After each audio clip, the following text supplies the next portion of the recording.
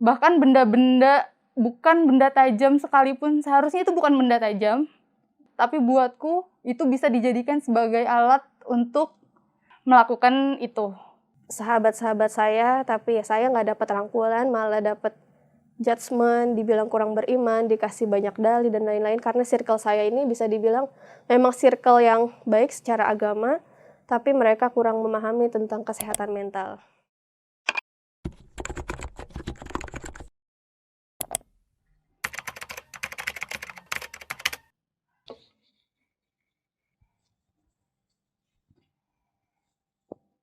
Halo, saya salah satu penyintas bipolar disorder. Saya penyintas borderline personality disorder. Halo, saya penyintas PTSD dan depresi. Saya saat ini belum mendapat diagnosa dari dokter, tapi sedang berjuang dalam sakit ini.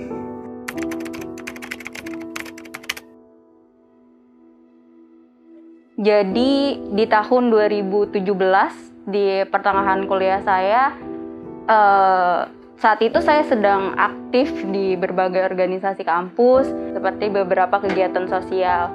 Kemudian saat itu saya sedang merasa saya memiliki keinginan untuk membantu banyak orang, untuk aktif di kegiatan masyarakat, dan tiba-tiba saya merasakan perasaan yang berubah-ubah gitu.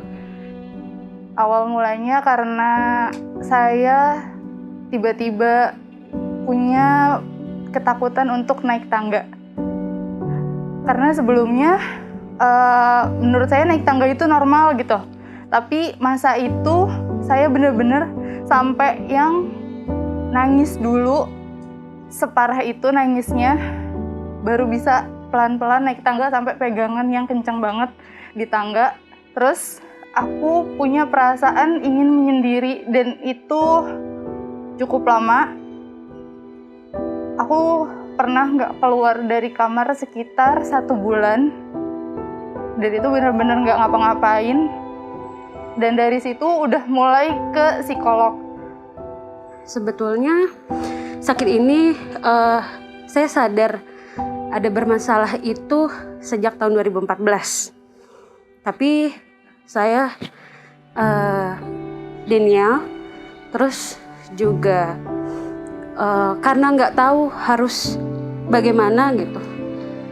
Dan di 8 bulan kebelakang ini itu adalah waktu yang buat saya terberat dan saya ngerasa sudah perlu dan butuh bantuan profesional.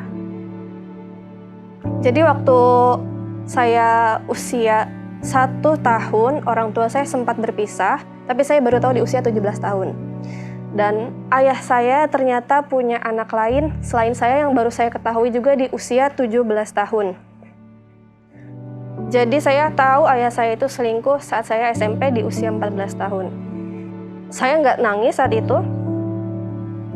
Dari mana saya tahu gangguan kesehatan mental? Karena saya udah sering banget baca tentang inner child dan hal-hal lain yang berkaitan dengan kesehatan mental. Tapi belum sadar kalau saya ini diagnosisnya itu PTSD dan depresi.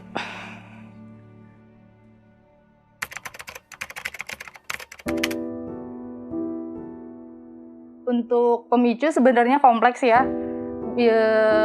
Kayak kalau paling sering yang aku temui itu dari lingkungan terdekat kayak keluarga, teman-teman, atau lingkungan rumah kayak gitu. Bisa dari trauma masa lalu, kesalahan pola asuh, ataupun memang ada yang beberapa karena keturunan dan juga ketidakstabilan hormon dalam otaknya yang menyebabkan kita sulit mengendalikan emosi kita. Kompleks ada dari lingkungan dan dari keluarga. Cuman yang saya rasakan itu paling besar penyumbangnya itu dari orang tua.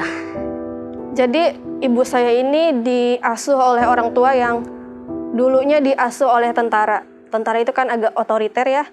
Jadi ibu saya bisa dibilang kurang hangat. Saya nggak pernah dapat pelukan atau ciuman selama saya udah mulai besar ya, saya nggak pernah dipeluk lagi. Sampai sekarang saya nggak ingat kapan pelukan terakhir dari ibu saya.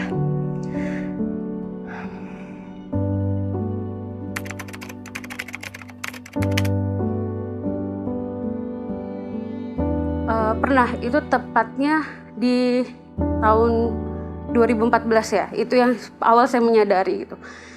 Saya saat itu jadi antisosial, terus ketika dapat masalah saya cuma menyendiri, sampai akhirnya saya pernah berniat untuk selesai gitu kan, dengan saya mengkonsumsi obat sakit kepala sebanyak 20 butir, tapi bukannya selesai, malah saya nggak bisa tidur selama 3 hari.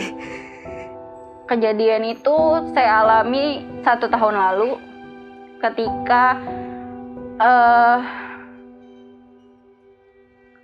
fase depresi saya mengalami keinginan untuk menyakiti diri saya, untuk self harm.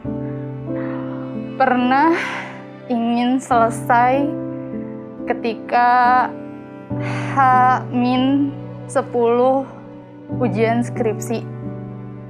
Waktu itu lagi bikin PowerPoint untuk sidang, tiba-tiba muncul perasaan sedih tanpa sebab. Bahkan benda-benda, bukan benda tajam sekalipun, seharusnya itu bukan benda tajam buat orang lain, tapi buatku itu bisa dijadikan sebagai alat untuk melakukan itu, seperti itu. Terus aku chat ke salah satu teman, bilang, kok gue ada keinginan pengen udahan ya, karena sering bercanda sama dia, jadi dia pikir aku bercanda masa itu. Tapi karena aku nggak ngerespon sama sekali chatnya dia panik, dia buru-buru telepon aku juga lagi kalut, nggak bisa ngeliat handphone lama-lama karena pikirannya kacau. Tapi dia terus chat, angkat telepon gue gitu kan. Terus akhirnya ya udahlah diangkat.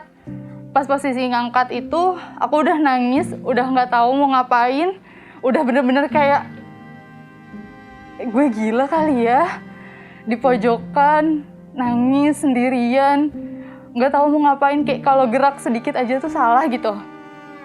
Terus akhirnya dia kasih tahu, lu nggak mau ketemu sama gue, kita belum pernah ketemu loh, besok kita baru pertama kali ketemu.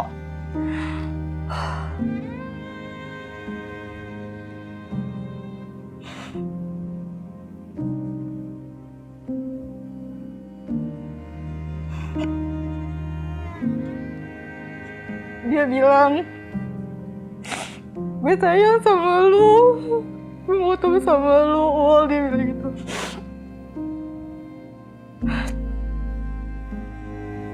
Dari sekian banyak kalimat sayang yang aku terima,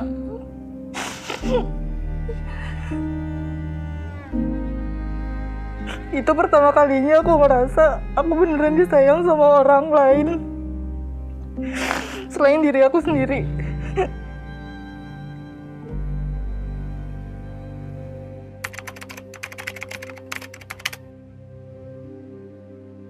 Orang-orang terdekat, kalau keluarga sama sekali nggak ada yang tahu. Orang-orang terdekat yang saat ini tahu, sahabat-sahabat saya, tapi ya saya nggak dapat rangkulan, malah dapat judgement, dibilang kurang beriman, dikasih banyak dalih dan lain-lain. Karena circle saya ini bisa dibilang memang circle yang baik secara agama, tapi mereka kurang memahami tentang kesehatan mental. Tentu kadang tidak semua orang bisa menerimanya. Karena di Indonesia itu masih cukup tabu untuk membicarakan penyakit mental. Ada yang merangkul, ada juga yang malah jadi ngejudge gitu. Apaan sih lu, lebay banget, gitu doang sedih.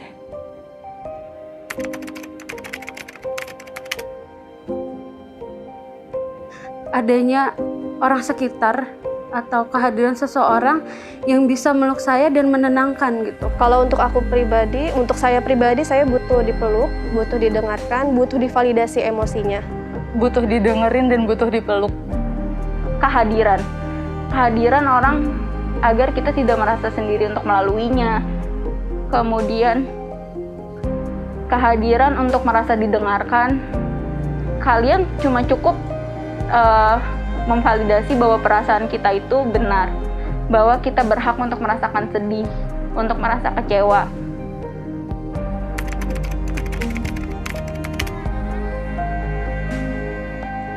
Kalau yang saya dapatkan pastinya tentang religiulitas, keimanan seseorang. Karena banyak juga ustadz-ustadz yang saya pernah datangi gitu. Mereka selalu bilang, oh ini karena kurang iman. Banyak banget ustadz yang bilang kurang iman, atau teman-teman yang memang mengikuti ustadz tersebut juga bilang, oh saya kurang beriman. Selalu dikaitkan dengan keimanan. Kurang bersyukur, kurang ibadah, kurang zikir. Salah satunya selalu dikaitkan dengan iman sebetulnya. Saya agak sedikit terganggu sebenarnya. Maksudnya gini, ketika saya curhat nih, cerita sama teman, terus selalu dikasih opsi, iman lu tipis deh gitu, dijudge kayak gitu. Iman lu tipis deh gitu. Terus, itu masalah biasa, udah cukup aja, ceritain aja ke Allah gitu.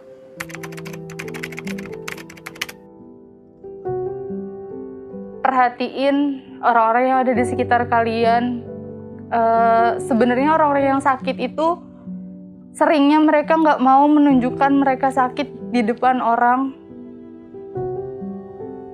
tapi mereka sebenarnya butuh juga buat diperhatiin kayak gitu. Jadi coba sesekali nanya kabarnya gimana, lagi ngerasain apa nih. Mungkin itu menurut kita itu sepele, tapi buat orang-orang yang sakit itu nggak sepele. Ketika kalian melihat teman kalian menjauh, ketika melihat teman kalian berbeda atau mengalami masalah tertentu, tolong jangan dijudgement, jangan dikucilkan. Jangan gampang ngejudge. Lebih baik ketika kita tahan lisan kita gitu sebelum kita komentar. Tapi kita tanya dulu, kenapa kayak gitu?